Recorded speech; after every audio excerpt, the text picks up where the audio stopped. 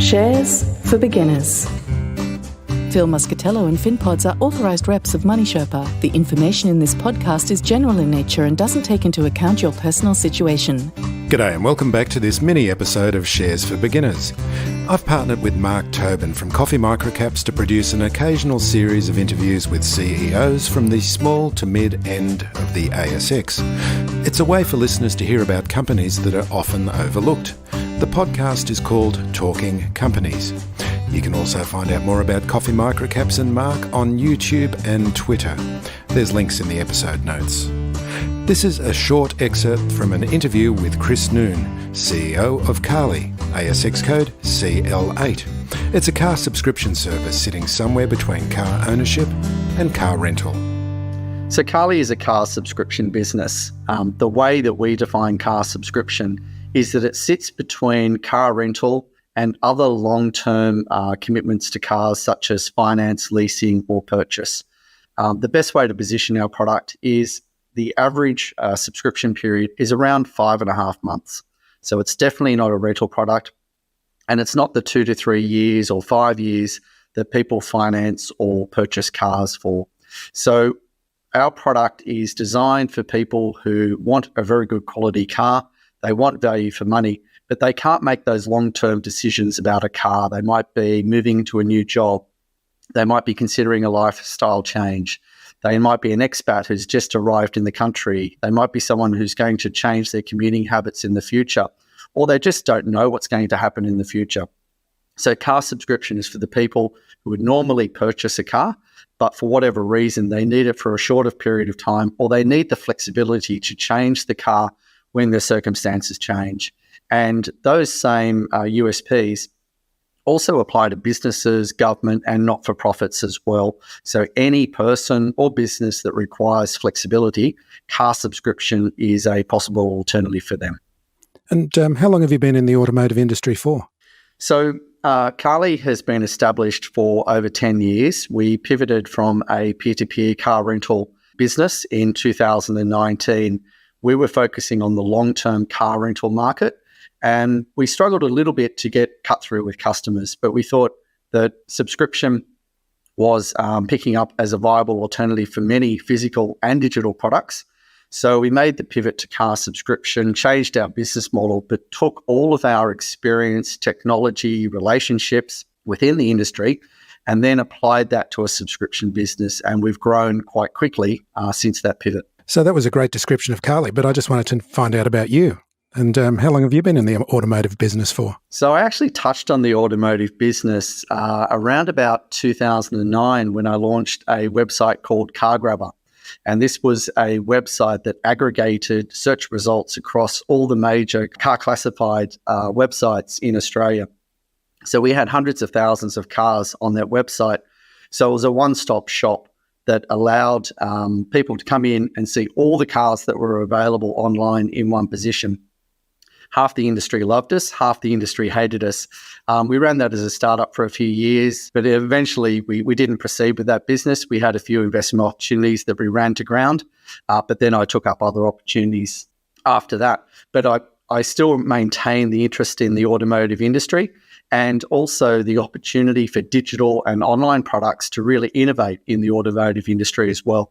And that's very much what we're doing with Carly now. Chris, this is a relative new concept in Australia. Can you just talk me through the customer acquisition strategy and the cost of acquiring a new customer versus revenue per customer in the model? So we're a purely online business. We acquire the majority of our customers through digital advertising, search engine optimization, and also referral relationships as well. So the customers are able to choose the exact car that they want to subscribe to. It's not like a rental model where you get a medium-sized hatchback. If you want the red Mazda 3 and it's available on our site, you can choose that car. If you want the blue Tucson, you can get the blue Tucson. So you subscribe to the exact car that you're looking for. Our subscription funnel is very well optimized. We do ID verifications. We collect the payments. We do identity checks throughout the subscription process. And it takes about 3 minutes to create a subscription request for the vehicle, and the customer can be driving away in the vehicle within about 48 hours. The handover of the vehicle is done by a human, and at that time, we use an app that takes photos of the vehicles to record the condition of the car, and the same thing happens when the car is returned 5, 6 or 12 months in the future. So that there's good transparency about the condition of the car, beginning and end. So the customer keeps the car for as long as they need to keep the car. It's a monthly recurring subscription. And then whenever they want to return the car, they provide 30 days notice to return the vehicle, and we part ways, good friends. In terms of our acquisition costs, we've been very successful in driving down those costs. The benefit of digital advertising is that we can continue to optimize our processes. So we're putting more and more effort into our digital campaigns as we grow our fleet of vehicles.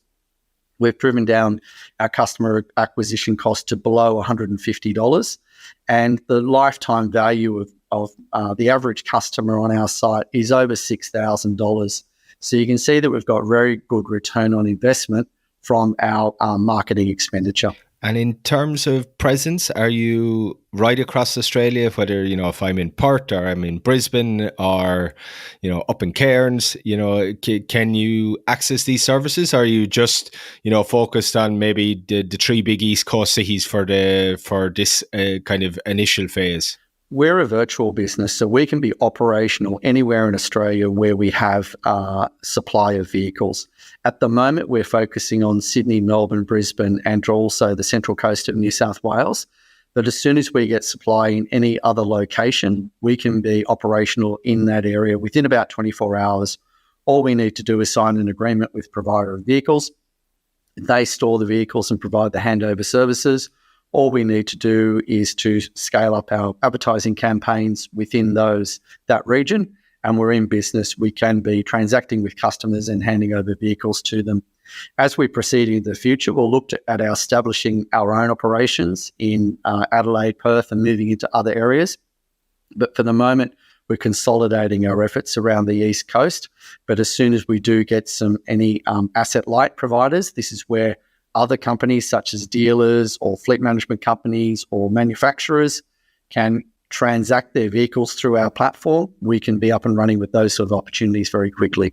So it grew out of a company called Drive My Car. Can you tell us about Drive My Car and what the transition was like? That's right. So Drive My Car was a peer-to-peer car rental business, a little bit like Airbnb. We acted as the intermediary between private individuals who wanted to rent their cars to other people. Where we found a niche in the market was in the long-term car rental sector, rather than competing directly with the Avis Budget Hertz of the world, which are normally 7 to 14 days. We ran that business for a number of years. We did a lot of very innovative deals with Uber in the rideshare space, first peer-to-peer company to provide rideshare vehicles for Uber. A number of deals with the major leasing companies. They would give us ex-lease vehicles to provide a second life and a second income stream for those vehicles through our platform. And we also worked with major manufacturers such as Subaru, Peugeot, LDV in supporting the release of their new products to the market as well. Drive My Car was a good business, but when we went into COVID, we found that the rental revenue streams were very challenged, especially in the rideshare rental sector of the market that we were all also operating in. So just before COVID, we were fortunate that we had launched Carly. And during COVID, when we saw rental revenue streams plummeting, we saw car subscription actually increased every quarter all the way through COVID. So even though people were being told to stay indoors, lock down, don't go to work, some people still needed a car, and car subscription was the perfect solution for them because it allowed them to get the vehicle they wanted, get it quickly, but hand it back when they didn't need it. So we saw that car subscription was growing very quickly, and that informed our decision to make the permanent transition purely to car subscription. So as of February this year, we've exited the Drive My Car rental business, and now we're 100% focused on car subscription. So is that where the opportunity identified itself in the difference between, or the gap between car ownership and car rental? Yes, that's right. We found that there are a number of people who valued flexibility and were willing to pay a premium for that flexibility, not as much as a premium as car rental, because car rental can be very expensive, and car share is even more expensive for extended periods of time. And we found that, especially younger generations, they found that long-term financial commitment, rather than being a benefit, was actually a burden. It tied them down to something for a number of years. And many people that we spoke to found that they would purchase a car, and within 1 or 2 years, they say, well, my lifestyle's changed, but I'm still stuck with the same car. I can't get out of the finance, or I'll lose money on depreciation if I sell the vehicle. So these people were saying that they wanted something more flexible that suited their lifestyle, that suited their business needs. And a lot of the customers who are using Carly, take the vehicle, they pay for a vehicle for exactly the time they need it. And there might be certain times of the year where they don't need a vehicle. Many times we've had people talking to us saying, I go overseas for 3 months, I leave a car depreciating in my garage, I'm paying insurance on it. That's wasted money. In that circumstance, you're better off not paying for a car at all. When you come back from your holiday, you subscribe to the car. When you don't need one, you hand it back again. So we're really flipping the model around. Whereas before, people would say the best way to get a car, the cheapest way, is to own it for a long period of time. But if you're not using it 100% of the time, it's actually not a wise financial decision. Chris, you talk about COVID there, and one of the hangovers we're still seeing from COVID is, supply of cars into the market, especially new vehicles. My brother, who's down in Melbourne, he was, talking to a bloke at the dealership about getting one of those RAV4 hybrids, and the bloke told me 6 to 12 months before he's going to get one, which is incredible when you think we think how far we're past COVID. But is access to vehicles, because of these supply chain disruptions that are ongoing post COVID, is it throttling or limiting Carly's growth? Because it seems like that you talk about quarter on quarter growth in COVID, and I'm sure that's probably accelerated over the last 12 months. Is that supply chain issue holding back your growth, or have you been able to get cars from your various partners, to the fleet companies, the dealerships, wherever, in order to kind of match demand you've seen coming through the pipeline? The supply restrictions have actually been an opportunity for us. There are many people who have ordered those cars. They're waiting 12 months, but in the meantime, they need a car. So a lot of them are subscribing to vehicles from us while they're waiting for those vehicles. Fortunately, the way the market is working now is there are a large number of cars being imported into the country. If you want a specific car for the specific trim and exact colour you're looking for, you are probably waiting 12 to 18 months for that. But there are other cars available. So we are focusing on the quality Korean and Japanese brands to grow our fleet. We can typically receive deliveries of vehicles within 2 to 4 weeks from order. And we've now got dealers knocking on our doors trying to sell cars. So whereas before there was an overall restriction on the supply of vehicles, now the restriction is only on a small range of vehicles, very more specialised vehicles. We're able to go out to the market, and if a certain vehicle that is on our wish list is not available, we'll go to another model or another brand, because what we want to have is a varied range within our fleet. We want to represent the wide range of cars that people are looking to drive.